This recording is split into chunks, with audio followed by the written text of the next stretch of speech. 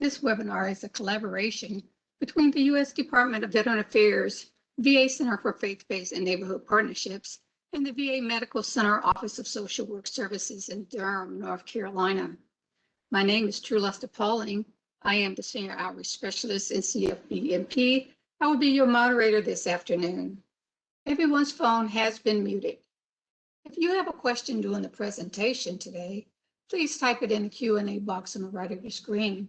I will read the questions at the end of the presentation, and the presenter will provide a response. The presentation will be sent to everyone that registered for this webinar. This is a live recording. I would like to thank Ms. Melissa Rogers and Ms. Melissa Bryant for joining us today. They will be providing some opening remarks, and Ms. Tiffany Chavis for providing today's presentation. We are grateful for your time today. At this time, I would like to introduce Mr. Conrad Washington, Director of the VA Center for Faith-Based and Neighborhood Partnerships. Mr. Washington. Thank you, True. I appreciate it. I want to first thank all of you for joining us today, because I know there are a lot of places you could be today. There are many webinars and virtual things that are going on, but thank you all for joining us, and we're so appreciative of your time today. I also want to thank our presenter today, which we have Ms. Tiffany Chavis, a friend of ours from North Carolina area. So we're so grateful for her and her presentation today. I know it's going to be awesome because she's an awesome speaker and so knowledgeable of this topic. I also want to thank Melissa Rogers and Melissa Bryant for joining us today. It's an honor for both of you to join us. So I'm excited to hear what you all have to say and share with our audience today. I want to first introduce Ms. Melissa Rogers, who is a White House Executive Director, right? She works in the Office of the Faith-Based and Neighborhood Partnerships. She's also the Senior Director for the Faith and Public Policy White House Domestic Policy Council. Melissa Rogers is a nationally known expert on religion and American public life. Her areas of expertise include the United States Constitution's religious liberty guarantees and the interplay of religion, law, policy, and politics. Ms. Rogers previously served as the Special Assistant to President Barack Obama and Executive Director of the White House Office of Faith-Based and Neighborhood Partnerships. She also was the chair of the President Obama's inaugural Advisory Council on Faith-Based and Neighborhood Partnerships, Director of the Center for Religion and Public Affairs at the Wake Forest University School of Divinity, Executive Director of the Pew Forum on Religion and Public Law, and Associate General Counsel of the Baptist Joint Committee Religious Liberty. And the list goes on. She is world-renowned, and we're so grateful to have you. Ms. Rogers, ma'am, the floor is yours.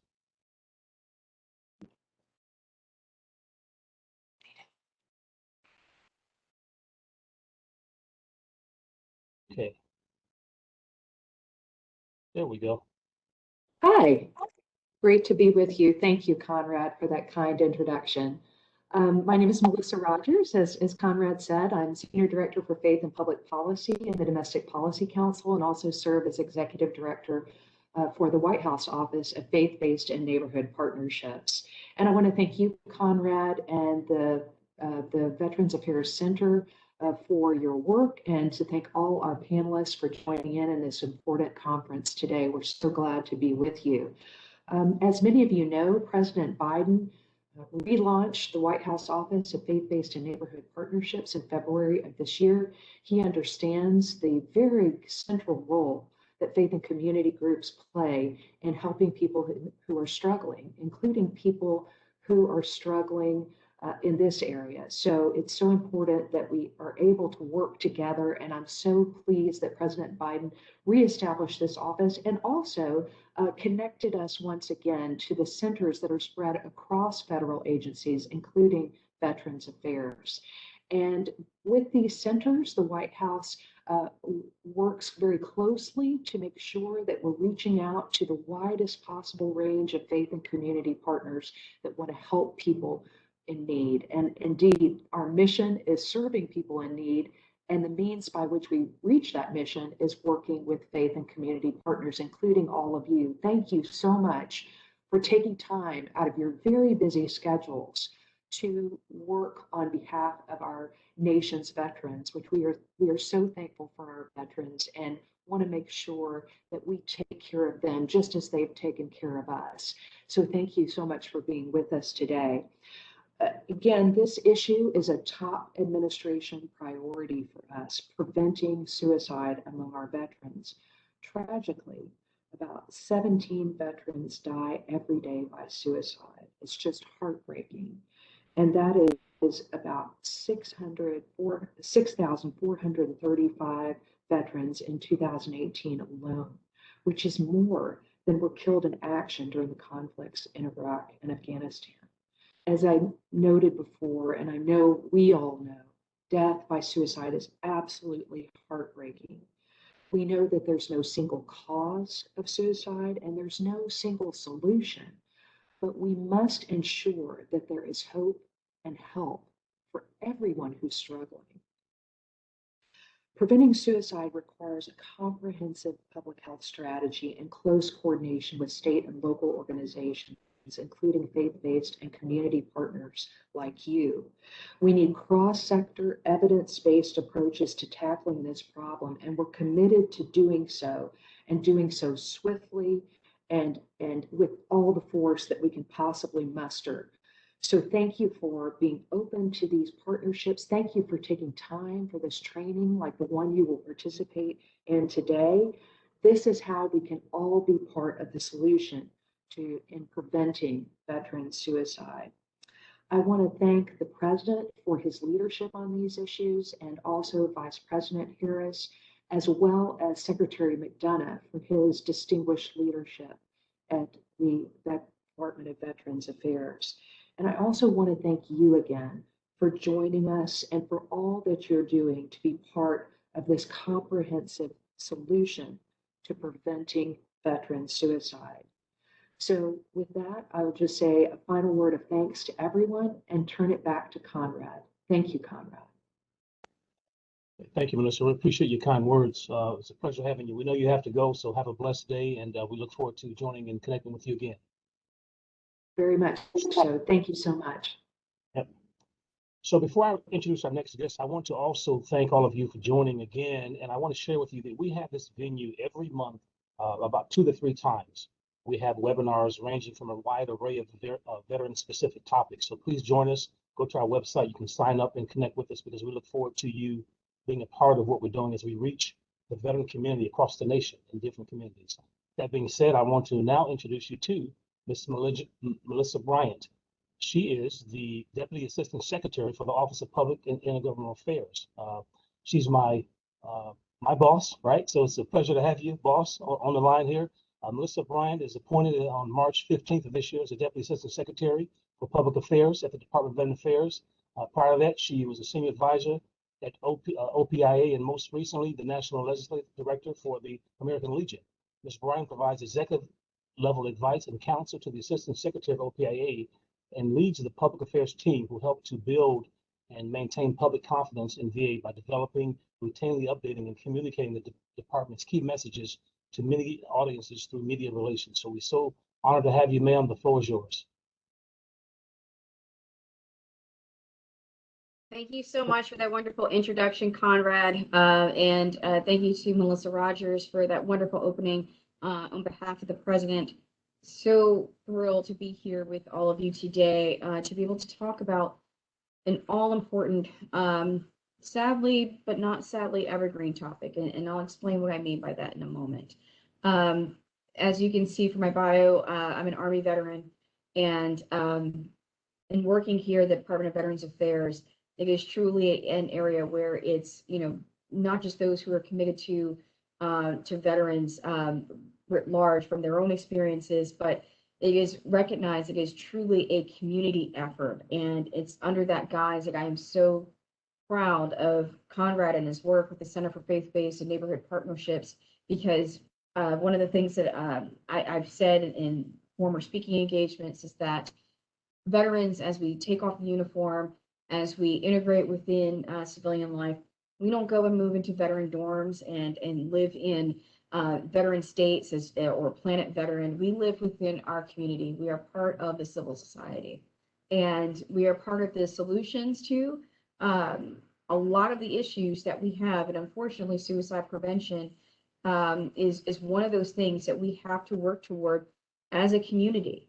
And I don't say, unfortunately, in working toward as a community, pardon me for being a little tongue-tied, I mean it in the sense that It is something in which our community still struggles with, and we need to continue to work toward this in a holistic manner.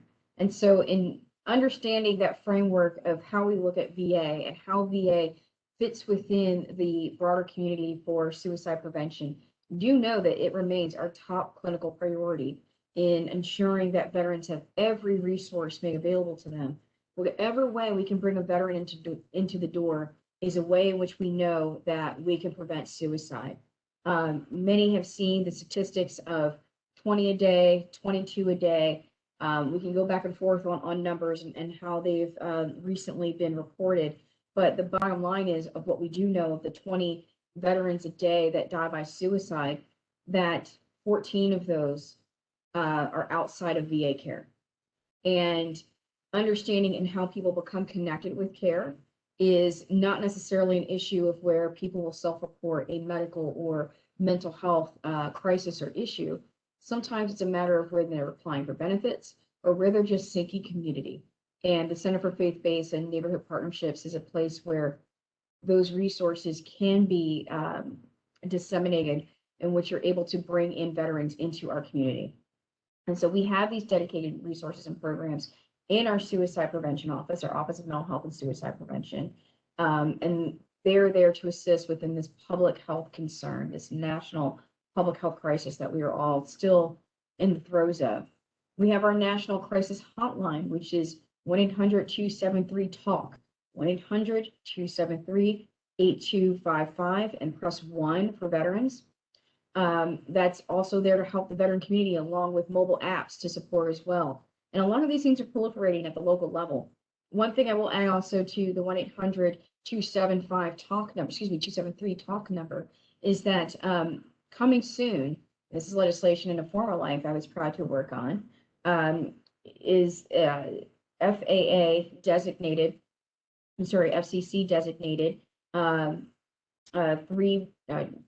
we'll consider the 911 essentially for suicide prevention, and it will be a 988 number. And so it's something that the Federal Communications Commission is working toward operationalizing now, but that speaks to where veterans were a part of getting that legislation passed into law and eventually working toward that 3-number call-in hotline. So that way we even have an even easier way for people to be able to speak to suicidal ideation and be able to reach a counselor in times of crisis. Also, I'll like to mention that mental health and wellness, especially, we have a veteran outreach toolkit that's available. And again, you can reach through Conrad and the Center for Faith-Based and Neighborhood Partnerships as well, to where they can put you in touch with the vast resources that we have within our veteran outreach toolkit. I'll close by saying that suicide is everyone's business. And that goes back to where I started the conversation. This is an issue of where veterans are a microcosm of what is happening within society. It's an unfortunate reality that many veterans, like myself, have lost sisters and brethren to suicide. And it's something where we recognize that in any way that we can reach out and touch and wrap our arms around a veteran who is in crisis, that is one step closer to preventing that death by suicide. And using the Center for Faith-Based and Neighborhood Partnerships is one avenue in which we can be able to pull in anyone who is experiencing trouble, or also to be able to gather the tools to reach out to someone that you may know who is having suicidal ideation or may need connection to resources if they're actively in crisis. So again, 1-800-273-8255. That is the national hotline. Press 1 for a veteran counselor to be able to assist you, or anyone that you may know of who is experiencing crisis. Thank you, Conrad. Thank you to Melissa Rogers and to all for having me here to speak. On behalf of Secretary McDonough, again, this is our #1 clinical priority, and we will address and decrement suicide within the veteran community as best we can and continuing to move forward in partnership with all of you. Thank you, Melissa. I appreciate it. Thank you very much for taking time today. I know each of you have to run, but we certainly appreciate you taking time. It's great. I want to share with the audience a couple of things before we move on and get into the subject matter expert. Ms. Tiffany Chavez is very knowledgeable. I'll share with you, as you heard from both speakers there, that suicide prevention is the #1 clinical priority in the VA, which is true. I also would share with you that we want to connect with you here in this office. We want to connect with you so that we can help you have the resources that you need to support the veterans, their families, and beneficiaries in your communities. How can you do that? You can sign up to be a part of our team, right? To partner with us, collaborate with us. And we do that on August 10th. We're having a webinar just like this one, and it's called How to Start a Veteran Ministry or Welcome Center. To learn more about it, at the end, you'll have information to link with us. But I would ask that you would consider that and join with us so that we can team up and connect two things in your community. That's the resources that the VA has, along with the community resources that are in your community based on the resources that we have. So thank you very much. And with that, Ms. Celeste Pauling, the floor is yours. Thank you, Mr. Washington and Ms. Rogers and Ms. Bryan for those opening remarks. At this time, I would like to introduce Ms. Tiffany Chavez, who will be providing today's presentation. Please read a summary of her bio to the left of your screen. Ms. Chavez is a licensed clinical social worker with the Durham VA Medical Center Veterans Health Administration. She has been in this position with the VA since 2019. Ms. Chavez received her bachelor's degree from North Carolina Central University and her master's degree in social work from North Carolina A&T State University. Ms. Chavez has worked with children in foster care, families in public housing, and homeless veterans and those at risk for suicide. She has an interest in overall wellness and resiliency of veterans and building community partnerships, especially with the faith community. At this time, I give you Ms. Tiffany Chavez for today's presentation. Ms. Chavez. Thank you, Ms. Pauling. I really appreciate, again, the partnership that we have, and I appreciate just the space that we have to have these discussions about what communities of faith can do to partner in suicide prevention. So before I begin, let's go over a few disclosures. So number one, I'm not a veteran. I have no direct military experience. However, I've had the honor of being raised by 2 veterans and having veteran colleagues and loved ones who provide, and I defer to them for their experience on military culture. The other thing that I wanted to consider is that we're not face-to-face, so in this virtual environment, having a discussion like this can bring up some triggers for some folks. So I just wanted to be honest about that. If you need to take a break, if you need to walk away, if you need to reach out for additional assistance, please do so with the panelists. Just send us a message and let us know what your thoughts are. Yes, we want to get the information out, but we also want to make sure that our participants are safe. So after the webinar, if you'd like to connect, you may do so with me, but also with our partners at the Center of Faith and Neighborhood Partnership. So the information in this presentation is derived primarily from the VA's National Strategy for Preventing Suicide. And it's attached to this presentation and includes links to a wealth of information that could be helpful for you and for your community as you're interested in growing and learning more about suicide prevention. So we just heard suicide prevention is, I'm sorry, hold on, I'm flicking too far. 1, 2, there we are.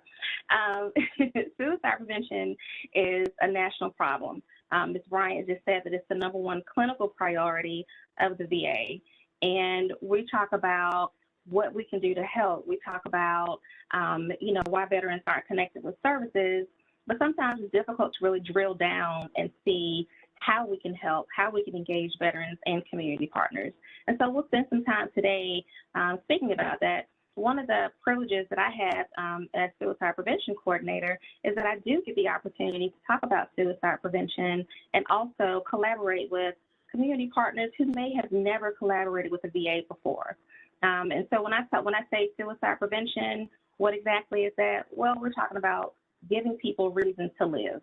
And the folks that we're prioritizing are listed on this slide. So we're prioritizing younger veterans, women veterans, veterans in a period of transition. So those who are coming out of active service, those who've had exposure to suicide or suicide attempts themselves, and veterans who have increased access to lethal means. So we'll go over each of those a little more in detail and give you some clear descriptions about what we're looking at.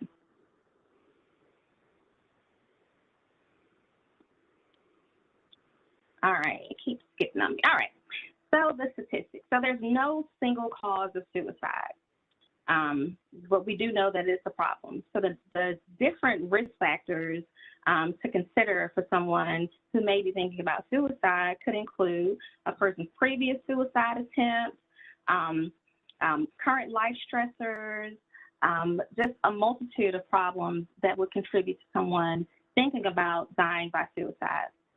So there are more than 42,000 deaths per year by suicide in the general population. 18% of those deaths were veterans. However, veterans only make up about 7% of the adult population. So we already see a disparity in the population size that we're looking at and those who are affected by suicide deaths. Facts about suicide. As I mentioned, 18% of all deaths by suicide in the U.S. are veterans. And we're looking at veterans as why would we target veterans? Well, veterans are more likely than the general population to use firearms. Why is that? What do you do in basic training? One of the first things that I understand a veteran experiences is how to use a firearm. And then that firearm is also convenient. The firearm, you know more about that firearm than you do probably other tools that you have. 25% of veterans who died by suicide also had a previous suicide attempt. So, we're targeting that population because we understand that that's an elevated risk. So there's already a connection between veterans who've attempted to die by suicide and those who actually go on to die by suicide. So the VA has adopted a public health approach to preventing suicide, and it's in conjunction with the CDC's approach to suicide prevention. So it's about defining a problem, identifying the risk, and then developing and testing strategies that may work to reduce the risk, and then going about with a widespread adaptation to stakeholders and healthcare providers and people like you. And so the social determinants of health are very important, and we'll go over those later, and providing a sense of purpose in life and feeling connected to others, which is why we need our partners. So why is this image on this slide so important? Consider the gender disparities between women and men veterans. So if you'll notice, women attempt suicide 3 times more often than men. However, men die by suicide 4 times more often than women. And so why does that happen? So 67% of men who die by suicide do so using firearms. And that trend just shows us that men tend to use means that are more lethal. And it also tells us that we need to reduce accessibility to firearms when veterans are thinking about suicide in a mental health crisis. So reducing accessibility is one way that VA assists. We give gun locks to any community partner who is interested. You can contact any suicide prevention coordinator, and they will have gun locks at the ready for you to distribute. So this intervention can be done by anyone. All right, now Ms. Bryant gave you kind of a preview of this slide and why it is important for us to partner with our community partners for suicide prevention. So on average, and this is between the 22 to 17, on average, 20 veterans a day die by suicide. Okay, so 1/3 of those veterans who die by suicide are enrolled in VA care, just 1/3. So where are the other 2/3? We're missing 2/3 of our job as we do and continue outreach. So, we're looking at employers, we're looking at places where you go and eat, places where, you may engage in social or recreational activities. But I mean, also as a VA, if we've only done 1/3 of our job, we need to look for some assistance. We need some support. So this graphic, I'm glad that Ms. Bryant mentioned that, but this graphic really displays why it's so important for us to have our partners helping to enroll veterans in healthcare. So the image here may not be as clear, but it just supports the image in the previous slide. Again, you see that 19 million veterans are eligible for care, but only 6 million veterans are enrolled in care. So it's also safe to assume that being enrolled in VA services can be a protective factor for veterans.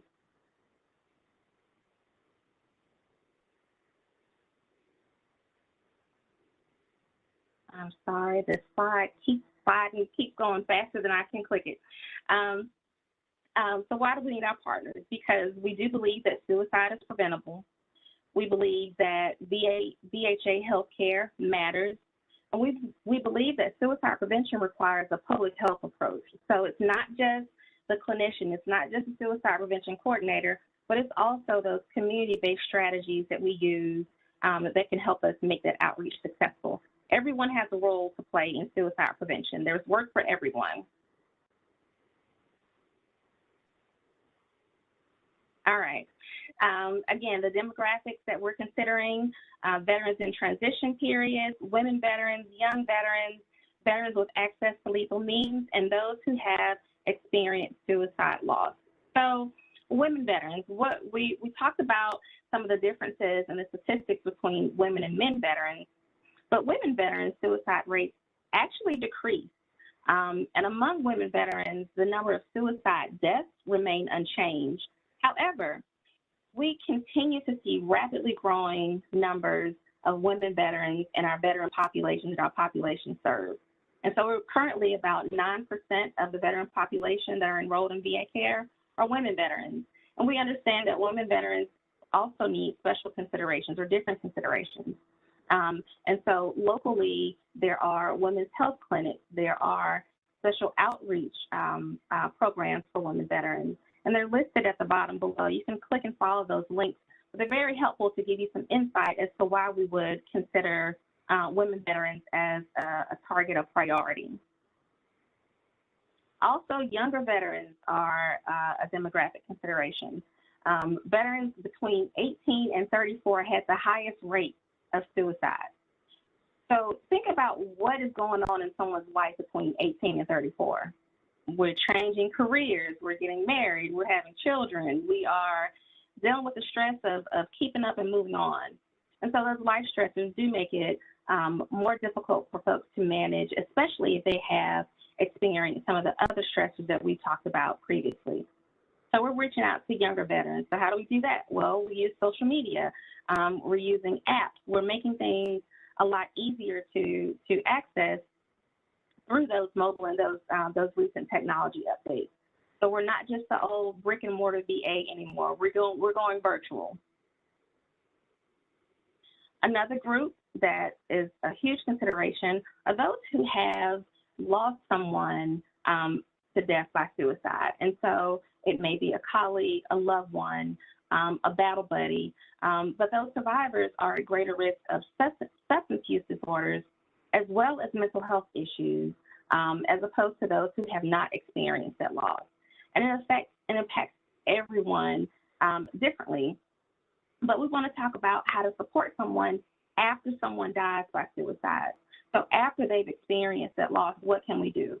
And this is where our community clergy are helpful. Our chaplains at the VA play a huge part in postvention for us in supporting those who experience suicide loss. So we've looked at sort of the priority considerations, and here's why lethal means counseling is important.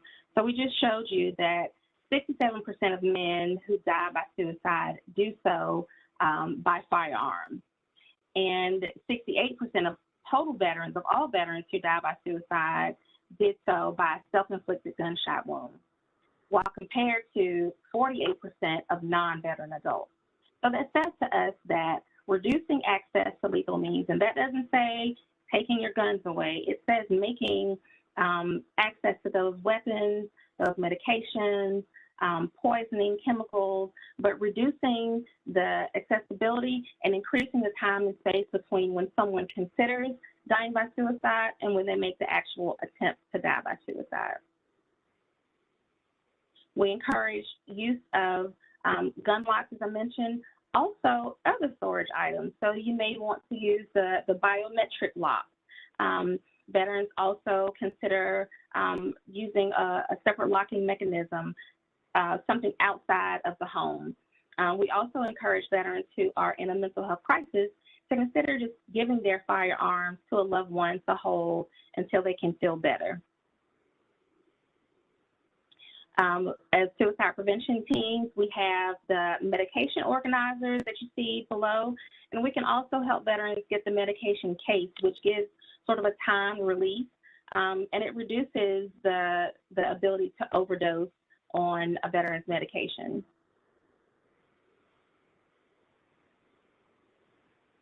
So one of the interventions that is helpful, and one of the strategies, that we use that is helpful is the SAVE training. So what is SAVE? So the acronym SAVE helps us to remember what to do to help someone who may be in a suicidal crisis. The SAVE training is typically between 30 minutes and 1 hour. We can do it face-to-face, and we can also do it virtually. But the SAVE training really provides support around helping someone ask that most vital question of all, and that is, are you thinking about suicide? Are you thinking about killing yourself? And we'll talk about why it's important to use those specific words when you're reaching out to someone who may be in a mental health crisis. The video that is attached here goes over the SAVE training. We won't go over it in detail today, but I do want to give just an overview of what it entails. So what can you do? So the acronym SAVE stands for the signs. So the first step is looking at signs that someone would exhibit in a mental health or suicidal crisis. So you may notice depressed mood. You may notice drastic mood swings, increase in alcohol, increase in drug use, excessive spending, giving away things that may be of significance to them, or talking about how taking care of them is a burden to their families and how they want to withdraw from friends and families. Also buying guns or buying things that can be used for poisoning and kind of stockpiling those and keeping them on hand. Secondly, after you've noticed those signs, or if those signs are obvious to you from a loved one, you want to ask the question, the most important question of all, and that is, are you thinking of killing yourself? And we'll talk about why it's important to use those words. Then you want to validate that veteran's experience. You want to make sure that they understand that you're there for support in a non-judgmental way, and then also you're going to help them get care. And this is where we encourage and expedite getting care to a veteran. So there's the acronym again, what to use, but I want to go over how to do that. Oh, goodness gracious. Okay. Hold on. Sorry, y'all. Okay. So why is asking the question very important? Why is asking the question important in assessing someone's risk of suicide? Asking the question is important because you want to give folks the space to say yes or no. So are you thinking of killing yourself? Are you thinking of suicide? And asking it in a manner that is going to give a response, or asking in a manner that's non-judgmental. So you wouldn't want to say, you aren't thinking about killing yourself, are you? Or you wouldn't want to imply that you aren't ready or prepared for the response, because that may inform the way that they respond to you. So asking the question in a way that allows for further dialogue. And I think what I've learned through this experience is that veterans really just want to know that they're heard. People who are in a mental health crisis don't necessarily care what your background is. They don't care how many degrees you have. They want to know that when they sit beside you and talk to you about what's going on with them, that they are heard and understood. So the Veterans Crisis Line, the reason we use the Veterans Crisis Line is because it's a national coalition, a national collaboration between the VA, of course, but also the National Prevent Suicide Society. I'm sorry.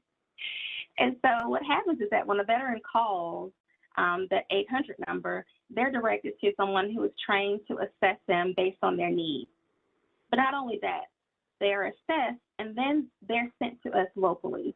So if a veteran calls at 2 o'clock in the morning on a Saturday, Monday morning at 8 o'clock, we receive that message and we're able to get back in contact with that veteran. We can help them to get enrolled in healthcare. We can help them make mental health referrals. We can do further assessment, and sometimes it requires that we send out emergency services to veterans who may be at an urgent risk of suicide. I think Ms. Bryant also mentioned that the 988 extension will be established.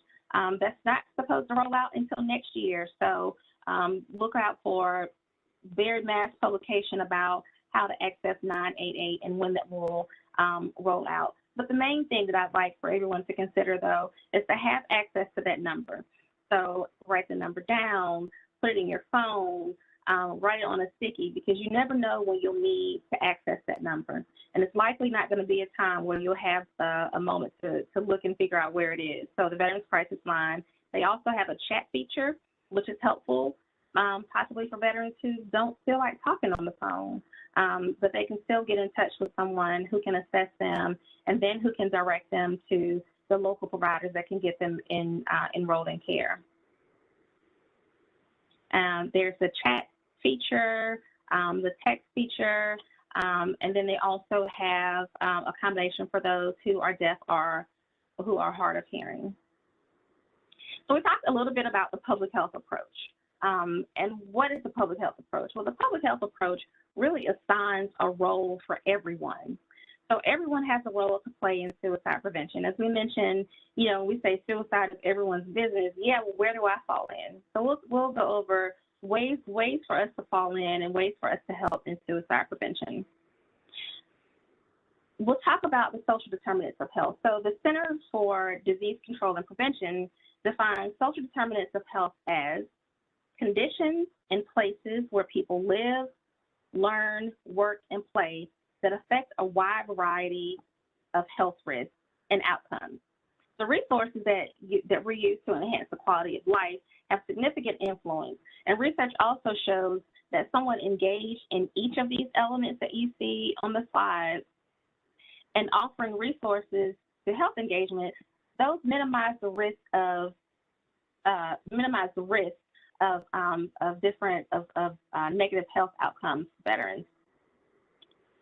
So in the center of the circle, you see the person, right?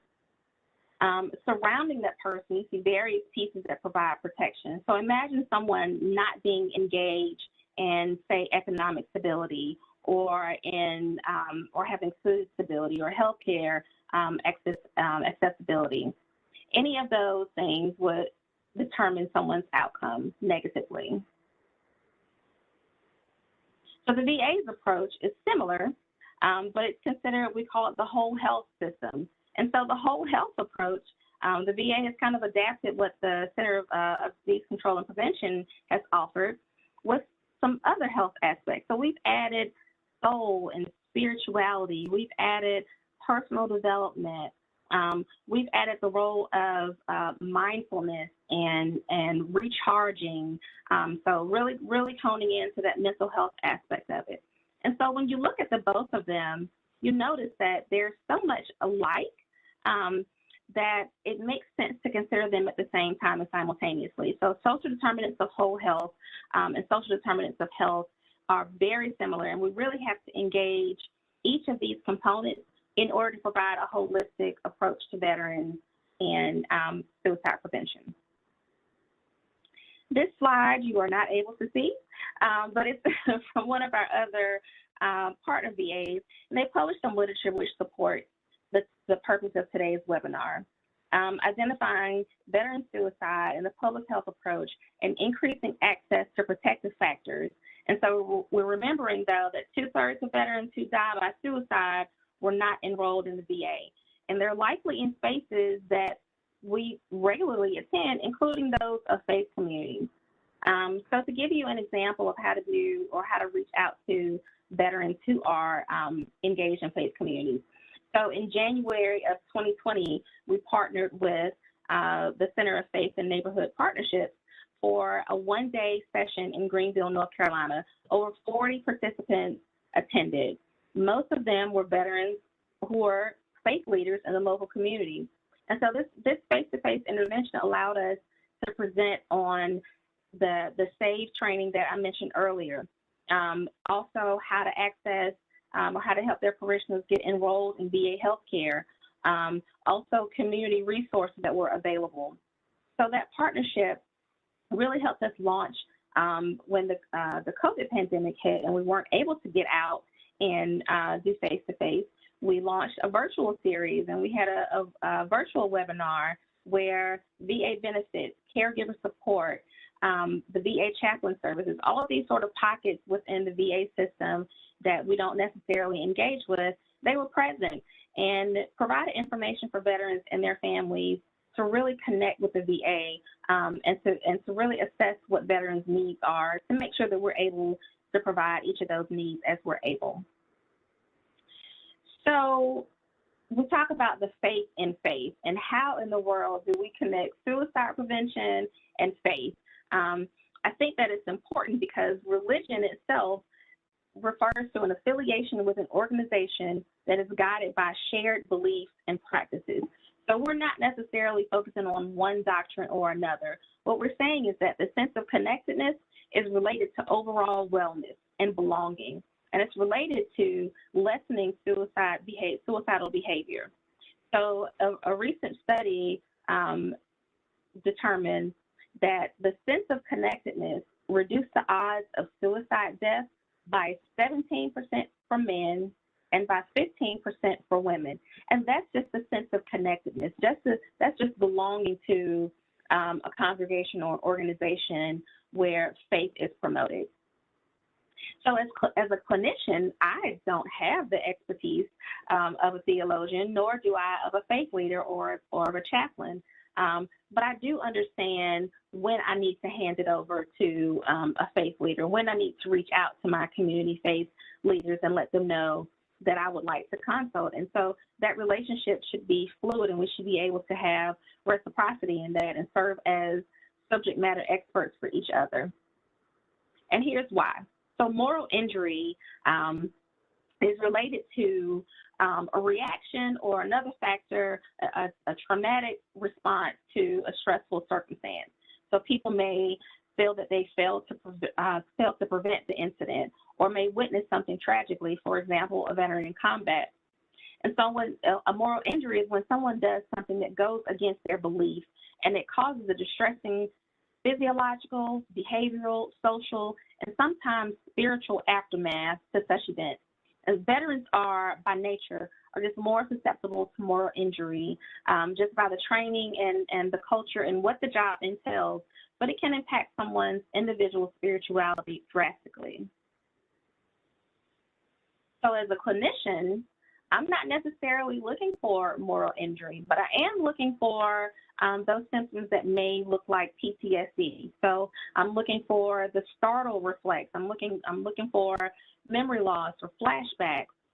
And they're considered very different, but look how similar they are. Both of them, both people who are experiencing PTSD and moral injury have nightmares, insomnia, depression, anger. And so traditionally, we've had very rigid boundaries around faith and medical and mental health treatment. And we have to consider how this model shows us that we need to be more inclusive and learn more about both the spiritual aspect and the clinical aspect of someone. Most suicides can be prevented. We talked about that. We're also responsible for each other. So we wanted to give or reinforce ways that you can partner with the VA as faith groups, ways that that clergy can engage in VA. Most faith groups affirm that life in its own is the priority. And so going back to the social determinants of health again, we're going to consider overall connectedness and wellness as a feature.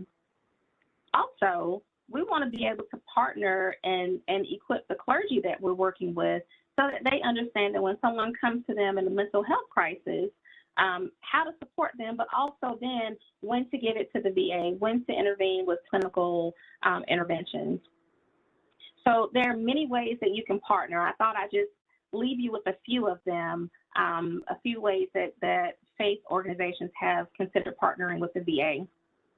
So it can range from being a guest, having a presentation during a service, hosting a family day, developing a mental health awareness group, developing a veterans ministry. I believe Conrad mentioned, Mr. Washington mentioned that that's the next webinar, and that will be very helpful because we aren't able to reach everyone. Providing secondary training such as mental health first aid, QPR, or assist. And we have VA clinicians that are trained in those trainings and can come on site and provide those to anyone who's requesting it. So how do you weigh in? And these aren't necessarily questions about, that need to be answered now, but when we're considering, or when you're considering partnering with the VA for suicide prevention and mental health, how does your organization feel, or what respect do you have to common beliefs about faith and about people who may complete suicide? What are your attitudes or beliefs that exist around resources that may already be in place, and what can be modified? So I like to leave this slide up because however you consider, the VA is here to partner. And we have a ton of resources on the next slide that can help if you want to seek additional information, if you want to engage in any of the programs that we've mentioned above. And then I also have my information on here. I know it's on a slide, in a slide format. But you can just take a picture of the QR code, and we'll follow up with you locally. Here's my information at the Greenville VA healthcare system. I think I'm way over time, but I wanted to make sure that I gave all the information that was pertinent to partnering, especially with faith communities in suicide prevention. So I will turn it back over to Ms. Pauling for any questions or Q&A responses that have come up during the chat. Okay, thank you so much, Tiffany, for that very informative presentation. We appreciate that so much. And now we're going to address any questions in the Q&A box to the right of your screen. I will read the question out loud, and Ms. Chavis will provide a response. If we are unable to get around to your question today, we will take down your questions and get a response back to you. We have your email address. Okay, let's get to the questions. There are a lot of comments as well. I think we'll have time to get around to all of the questions, but we're going to try to get through as many of them as we can. Okay, we have a question here from Miss Barbara Tanaka, Miss Chavis. She says she's a veteran in a small community. She appreciates the suicide numbers for veterans, but can you provide overall numbers for the United States and by states? Yes, so I believe on, one second, the link here, Will, you may have to help me. It keeps going 2 slides up. There we are. The VA, the first link should have the most recent numbers on state by state. Also, you can go to the Center for Disease Control and Prevention to get the most recent numbers because that's where the VA typically pulls them. The CDC also gives a specific drill down for veterans, women, ethnic groups, rural, and the specific veteran groups that you may be looking for. So try the first link, but if not, the Center for Disease Control and Prevention's website will have that. Okay, great. Here's another question from, let's see, Mr. Dominique DeStefano. Do we know if any office is tracking the root cause of when veterans contact VA to mention suicide, and how is that being addressed? I'm not sure if I understand the question correctly, but I will say this.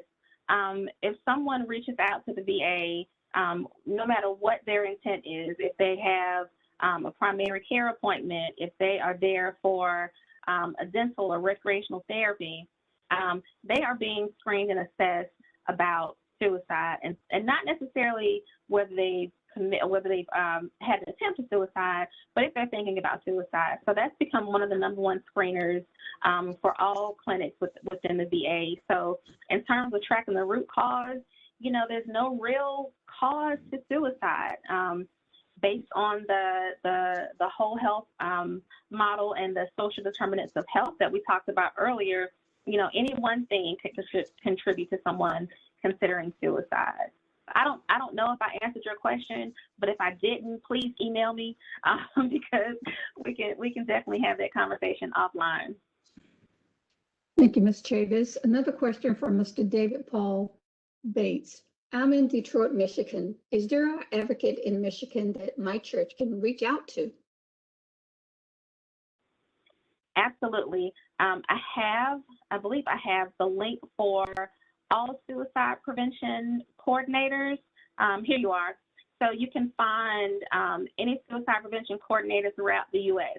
And reach out to them and just, of course, let them know. You can feel free to add me on that email if you'd like. Let them know that you're looking to get involved and that you would like to speak to a coordinator about how to do that. Okay, thank you so much. There is another question, and I think you addressed this, but here's the question. Is moral injury being addressed? Yes, thank you. It is being addressed. And as I mentioned earlier, there was such a rigid boundary between what's discussed in the clinical setting and what's discussed with faith leaders. And so we've done a much better job, I think, with our organization in assessing those needs and really, really training each other and with moral injury and how moral injury and PTSD share a lot of the same symptoms. So yes, moral injury is being addressed. Our chaplains locally are very well versed in treating moral injury, and they're also very well versed in, when to reach out to clinicians to get our feedback and consultation. So, yes, I'm glad that we are addressing moral injury. Thank you for that. Okay, and one last question, Tiffany, from Vera Gonzalez. I think it's important to know that there is a difference between suicide prevention and suicide intervention. What is taught in ASIST certification? So I'll answer 2 questions. Yes, suicide intervention is completely different. Suicide intervention is what we would call, or what we refer to if someone had a crisis response team, or if the police or emergency services were responding to a veteran or to someone who's having a mental health crisis. So those are the interventions. We're further upstream, and we're trying to get as far upstream as possible. And by upstream, I mean that we don't want to be talking about suicide prevention at the VA level. We want to be talking about suicide prevention in the work environment. We want to be talking about suicide prevention at Walmart because we want to make it reduce the stigma to mental health and to accessing mental health. We want to make that discussion so accessible that anyone would talk about suicide prevention. We want to talk about reasons to live. So, in promoting that accessibility, I think that's where we can really delineate between suicide prevention and suicide intervention. And I lost the last part of that question, Ms. Pauling. Okay, and that was from Vera Gonzalez. And let's see, what is taught in ASIST certification? Yes, so the ASSIST training really does provide that intervention. So it's a little bit of what we discussed with the SAVE training. ASSIST just goes into much more detail. ASSIST training is about a 2-day training where community providers or anyone who's interested can learn more about how to intervene, how to actively intervene when someone is actively suicidal. So I definitely would recommend anyone who's interested to reach out and complete the ASSIST training. We don't have that locally, but one of our sister agencies does in North Carolina. Thank you so much, Ms. Chavis. Unfortunately, we're not able to get around to all of the questions that we have in the Q&A box, and thank you so much for these questions. We will take down the question and get back to you with a response. We will provide the questions to Ms. Chavis, and she will provide an answer for us. We do have your email address, and we'll get that back to you as soon as we can. Okay, so right now, you do see her point of contact information on the screen here. Ms. Chavis, Ms. Tiffany Chavis, the Suicide Prevention Coordinator. You need to reach out to her. We also have that information. We do have a list of our team point of contact information. My name is True Luster Pauling again. You can reach out to anyone on our team and we can try to direct your question to the appropriate office for response at this time. I'm going to turn the mic over to Mr. Washington for some closing remarks. So just real quick, I want to thank all of you for joining us. I know it's been a lot of information, so thank you for listening. And again, I know we didn't get to your question, but we will get those questions back to you once we get those to the Suicide Prevention Coordinator. I want to remind you about two things. First thing is suicide is preventable. We want you to connect with us so that we can work together in your communities. How can you do that? Reach out to us because we're ecumenical. That means that all faiths from all different denominations, we want to work with you as long as you work with veterans, right? And so August 10th, we're having a webinar, How to Start a Veteran Ministry, a Welcome Center. Reach out, connect with us, sign up. We look forward to seeing you. Be blessed and take care of yourselves. Thank you, Mr. Washington. If you register for this event, we will provide you with today's presentation. A recording of this webinar and the transcript will be provided on our website at a later date. Please subscribe to our website and Facebook for future webinars and information. This adjourns today's meeting. Thank you for joining us today, and goodbye.